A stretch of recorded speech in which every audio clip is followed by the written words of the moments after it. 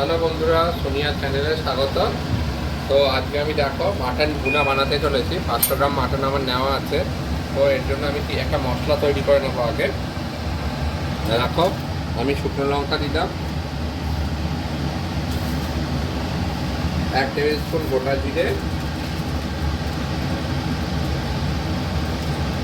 1/2 table spoon গোটা ধনে।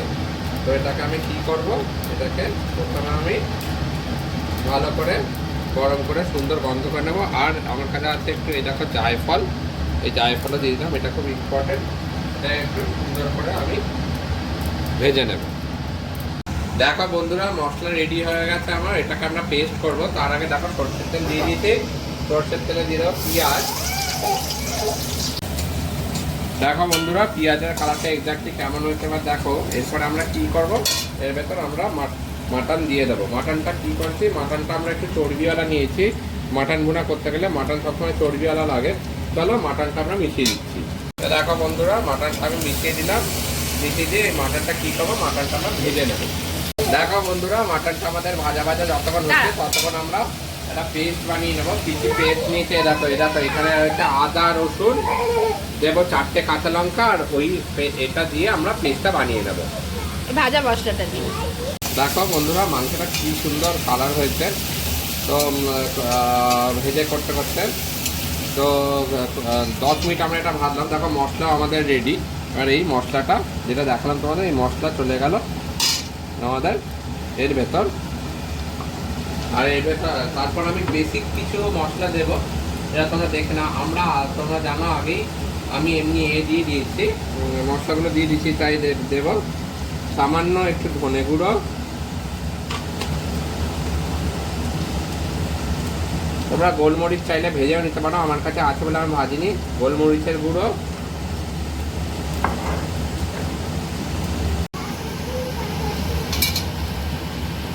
সবই আমরা 1/2 টেবিল স্পুন করে দিচ্ছি।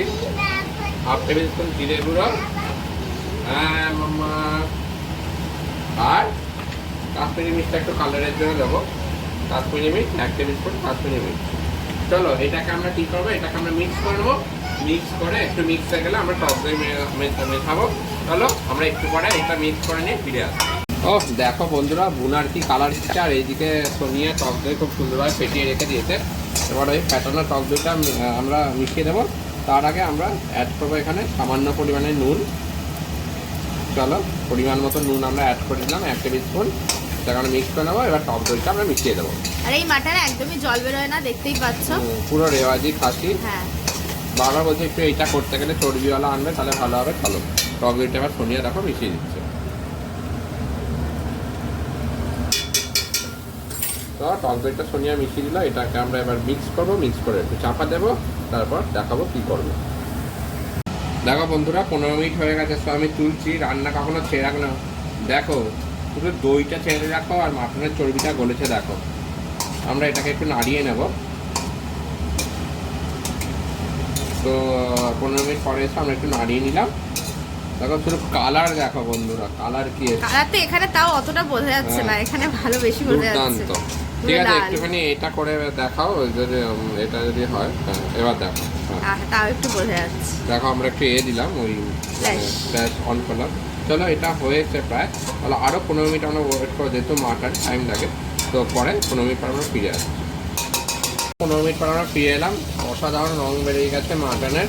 তো এবার আমরা দিয়ে দেবো, এটা আমরা 6টা স্টিম দিয়ে নেবো, নিয়ে কুকারে। তাহলে আমাদের মাটন রেডি হয়ে যাবে। তারপর আমরা ফিরে এসে আমাদের ফাইনাল পিরিয়ড দেখাবো। আর দেওয়ার আগে আমরা একটু চিনি দিয়ে নিয়েছি হালকা, 1/2 টেবিল স্পুন টেস্টের জন্য। পেঁয়াজেরও মিষ্টি আছে, এটা দেখায়নি। তো তোমরা চিনি নুন চেক করে নেবে।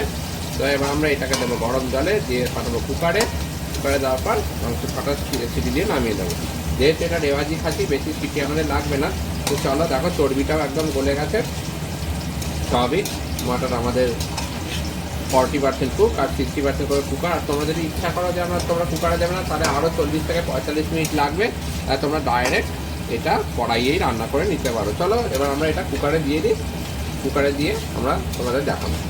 বন্ধুরা, সোনিয়া কুকার থেকে দিয়ে দিচ্ছে, এই কড়াই থেকে দিয়ে দিচ্ছে কুকারে। এবার এইখানেই আমরা গরম জলটা করে নেবো কড়াইয়ের ভেতর। জলটা আমরা নষ্ট করবো, এই গ্রেভিটা আমরা নষ্ট করবো না। নিয়ে এটা আমরা স্টিমে বসিয়ে দেবো। দেখো চলে গেলো কুকারে। চলো দেখো বন্ধুরা, কড়াই গরমই আছে, এর ভেতরে মশলাটা পুরো ধুয়ে সোনিয়া কী করলো, জলটা দিয়ে দিল। এই কালাগুলো আমাদের চলে এসছে এখানে। তো দেখো এই জলটা পরিমাণ মতন, যতটা মাটন আছে তার থেকে হাফ আঙুল উপরে জল থাকবে। তরকারি তোমরা মনে করে জল দেবে, নুন চিনি কিন্তু চেক করে নেবে, বারবার বলে দিলাম। তো চলো এই জলটাই দেখো সোনিয়া কীরকম কাজিয়ে দিচ্ছে। কাজিয়ে জল, আমাদের কড়াই অসম্ভব গরম ছিল, তো জল আমাদের গরম হয়ে গেছে। এই জলটাই আমাদের এখানে ঢেলে দেওয়া হবে, সোনিয়া এখন ঢেলে দেবে।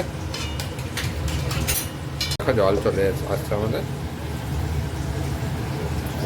ঠিক মাটনের থেকে হাফ হাত উঁচুতে আমাদের জল, হাফ হাত বলছি হাফ আঙুল এতটা মতো উঁচুতে জল রাখা হয়েছে। দেখো দেখে নিতে পারো। এটাকে আমরা দেবো স্টিম দেওয়ার পর আমরা কুকার খুলবো। দেখো বন্ধুরা, অ্যাট লাস্ট আমাদের 6টা সিটি দেওয়ার পর আমাদের কুকার খুললো 15 মিনিট পরে। তো স্টিমটা পুরো ছাড়লো, কুকার খুললো। দেখে একটু ভয় ভয় করছে, যাই ফার্স্ট টাইম করছি, আশা করি খারাপ হবে না। চলো এবার আমরা কী করবো, দেখো কী সুন্দর মাংসটা সেদ্ধ হয়েছে। এইটা সোনিয়া দিয়ে দিচ্ছে, যে আমাদের জায়গা রেডি। তো সোনিয়া তুলে দিচ্ছে, তোমরা তুলে নিই। দেখো বন্ধুরা, তাহলে এভাবেই তোমরা বানিয়ে নেবে মাটন ভুনা। তো তোমরা এক কাজ করবে, মানে যদি একটু শুকিয়ে নিতে হয় শুকিয়ে নেবে। আমরা তো একটু রাইসটা দিয়ে খাবো, রাইস বানিয়েছি আজকে, তো আমরা এই জন্যে করবো। আমি কম অ্যামাউন্টটাই দেখাচ্ছি, একটুখানি আমরা কুকারে রেখে দিয়েছি। তো রাইস দিয়ে আমরা খাবো। তো এটা দেখো কি সুন্দর কালারটা এসছে, টেক্সচারটা এসছে। তোমরা যদি আরেকটু শুকনো খেতে শুকনো করতে পারো, রুটি ফুটি দিয়ে খেলে আরেকটু শুকিয়ে নিতে পারো। এটাই মাটনের কালা ভুনা তৈরি হয়ে গেছে আমাদের। আশা করি তোমাদের খুব সহজ পদ্ধতিতে একটা রান্না শেখাতে পারলাম। তো এরকমভাবে তোমরা বানিও।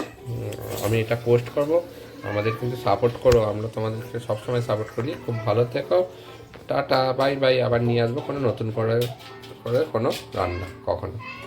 টাটা, সবাই খুব ভালো থেকো।